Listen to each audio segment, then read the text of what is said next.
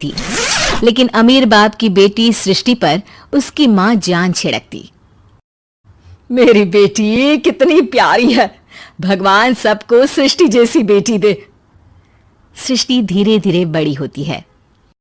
एक दिन सृष्टि की सहेली कहती है, तू दिखने में कितनी अजीब सी है, लेकिन मैं जानती हूँ हम सब में सबसे अच्छी शादी तो तेरी ही होगी। तेरे पापा अमीर जो हैं।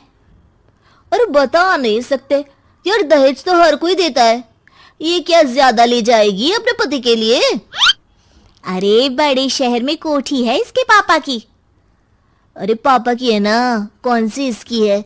इसकी होती तब तो कोई भी लड़का इससे शादी कर लेता। अरे पापा की मतलब पापा की है तो मेरी ही है ना? किसने कहा? अब तेरी तो तब होगी ना जब तेरा भाई ना हो। वैसे भी शादी के बाद सारी प्रॉपर्टी भाई के नाम होती है। सृष्टि समझ जाती है कि उसे किसी भी हालत में माँ बाप की सारी प्रॉपर्टी को अपने नाम करना है, लेकिन कैसे? एक दिन सृष्टि का भाई शीनू कहता है, बहन क्या कर रही है? तुझसे एक बात करनी है। अरे हाँ हाँ करना, मैं तो तेरी बहन हूँ। बहन मेरी लाइफ में ना एक लड़की है, बहुत अच्छी है। मैं सोच रहा हूँ माँ और पापा से बात करूँ शादी के लिए। सृष्टि को समझ में आ जाता है कि भाई की शादी होते ही भाभी उसे एक दिन भी घर में बर्दाश्त नहीं करेगी। क्या बात है भाई, बताना कौन है वो? यार वो बहुत अच्छी लड़की है, पढ़ी लिखी है, मेरे साथ जॉब भी करती है। बस एक प्रॉब्लम है। प्रॉब्लम? क्या प्रॉब्लम है भाई? यार वो शादीशुदा है, लेकिन उसके पति ने उसे सिर्फ इसलिए छोड़ दिया क्योंकि उसके माँ बाप दहेज नहीं दे पाए। सृष्टि ये सुनकर न जाने क्यों खुश हो जाती है। अरे भाई तो क्या हुआ, लड़की तुझे तो पसंद है ना? शीनू को लगता है कि बहन उसे समझ रही है। वो इस बात से अनजान होता है कि उसकी बहन की मंशा पूरा घर हड़पने की है। सृष्टि अपनी माँ से कहती है, मम्मी मुझे तो बहुत चिंता है। पता है शीनू क्या कर रहा है? अरे क्या कर रहा है? वो तो काम पर जाता है और वापस घर आता है।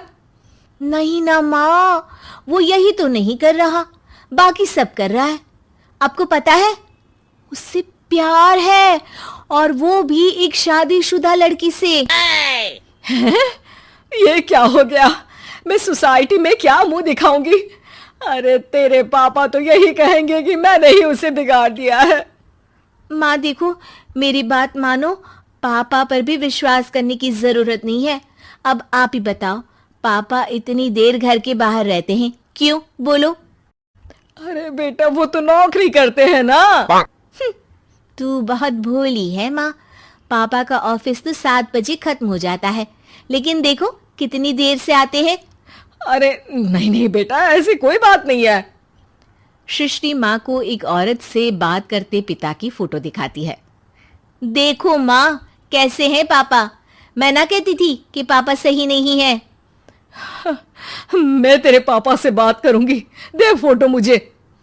ओ माँ, वो तो डिलीट हो गई। लेकिन चल, तूने तो देख लिया ना। पापा से बाद में बात कर लेना, और हाँ मेरा नाम बिल्कुल मत लेना। हाँ माँ। अब क्या था, सृष्टि के माँ और पिता के बीच झगड़ा होना शुरू हो जाता है। सृष्टि के मन में क्या चल रहा था कोई नहीं जानता था। एक दिन, माँ सृष्टि के लिए एक लड़का देखा है, वो लोग शाम को उसे देखने आने वाले हैं। और हाँ माँ, एक खुशखबरी, मैं और पापा मिलकर एक नया बिजनेस ट्राई कर रहे हैं। शाम को लड़का आता है, सांवले रंग का। सृष्टि को तो बिल्कुल भी पसंद नहीं आता। लड़की की माँ कहती है, लड़की का चेहरा तो कोई खास नहीं, लेकिन अगर मेरे बेटे को आप लोग सेटल कर दे तो मैं उसकी शादी आपकी बेटी से करवा दूं। सृष्टि को लड़का बिल्कुल पसंद नहीं था। उसे भाई पर गुस्सा आ जाता है। लड़के वालों के जाने के बाद कहती है, माँ देखा शीनू मेरे लिए कैसा लड़का लेकर आया, न दिखाने लायक न सेटल भी नहीं, वो भी हम करे। अरे माँ मैं जानती हूँ ये मेरी शादी किसी भी घर में क्यों करवाना चाहता है। अरे कैसी बात कर रही है बहन? तो देखा ना, लड़के को मैंने ही मना कर दिया तुझसे शादी के लिए। जिसने लड़का बताया था उसने उसकी बहुत तारीफ की थी। बात आई गई हो जाती है, लेकिन सृष्टि का मन शांत नहीं होता। क्या करूं, कुछ समझ में नहीं आ रहा। मेरी शादी हो गई तो ये लोग पूरी प्रॉपर्टी शीनू के नाम कर देंगे, मेरे हाथ तो कुछ लगेगा ही नहीं। तभी सृष्टि को आइडिया आता है। वो किसी वकील को फोन करती है। जी देखिए, अगर आपके मम्मी पापा का तलाक हो जाता है तो आपके पिता की आधी प्रॉपर्टी आपकी माँ के नाम हो जाएगी, फिर उसे वो किसी को भी दे सकती है। सृष्टि अब माँ को बेटे के खिलाफ भरती है। माँ, शीनू पर नजर रखा करो, वो जिस लड़की के प्यार में है ना वो शादीशुदा है। यहाँ आएगी, सारा पैसा रुपया जमीन जायदाद सब हड़प लेगी। पापा का भी हाल तुमसे छुपा नहीं है। ऐसा ना हो कि मैं और आप एक दिन सड़क पर भीख मांगे। हे भगवान, मैं तो जीते जी मर जाऊंगी अगर ऐसा हो गया तो। ऐसा हो गया नहीं माँ, ऐसा ही होगा। अभी समय है, आगे का सोच लो। मैं तो कहती हूँ पापा से आधी प्रॉपर्टी लेकर अलग हो जाओ। पापा की आधी प्रॉपर्टी भी हम लोगों को अगर मिल जाती है ना तो अगले 7 जन्म सफल समझो। बेचारी माँ बेटी के कहने पर पति से तलाक लेकर अलग हो जाती है। सृष्टि अब पैसों से गाड़ी और अपने दूसरे महंगे शौक पूरे करने लगी। उसके दोस्त भी उसके पैसे इस्तेमाल करते। सृष्टि, कल तुम कहाँ थी? मैं सारा दिन घर पर अकेली थी। तो मैं क्या करूं? मैंने ठेका तो नहीं लिया है ना तुम्हें संभालने का। माँ को सृष्टि से ये उम्मीद नहीं थी। वो बैठकर रोने लगती है। वहीं उसका पति यानी कि सृष्टि के पिता आ जाते हैं।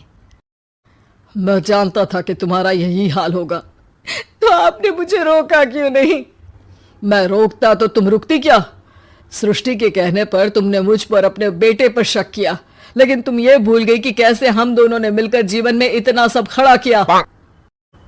माँ पति के गले लग जाती है। मुझे माफ कर दीजिए, मैंने आपकी कमाई का एक बड़ा हिस्सा गवा दिया।